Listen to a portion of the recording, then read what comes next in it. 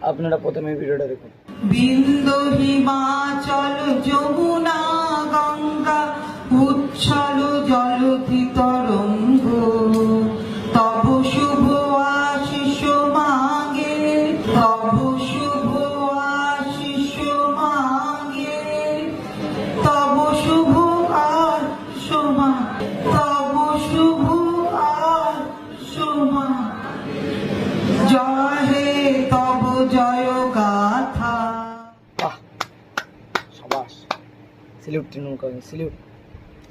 আমি আপনাদের বলছি দয়া করে যে আপনারা এই গানটা মানে জাতীয় সঙ্গীত আপনারা গাইবেন না। আর বিশেষ করে ওই মহিলাকে বলছি যিনি এই গানটা গাইছিল, আপনারা দয়া করে এই গানটা আর গাইবেন না, কারণ আপনি তো গাইতেই পারছেন না, গানটা কী গাইবেন আপনারা? আমাদের কবিগুরু রবীন্দ্রনাথ ঠাকুর আমাদের দেশের বদনাম করছেন আপনারা নাকি পশ্চিমবঙ্গ শাসন করবেন আবার? হ্যাঁ, এই তৃণমূল নাকি আবার পশ্চিমবঙ্গ শাসন করবে, যে নাকি আমাদের ভারতের জাতীয় সঙ্গীতে গাইতে পারছে না, সে আবার আমাদের পশ্চিমবঙ্গ শাসন করবে? আর পারবেন না শাসন করতে, আর পারবেন না। এরপর আপনারা যেখানে তৃণমূল কংগ্রেসদের দেখবেন একবারে কী করবেন, ওই চটি আছে না, চটি ছুটে মারবেন একবার মুখে, বুঝলেন তো?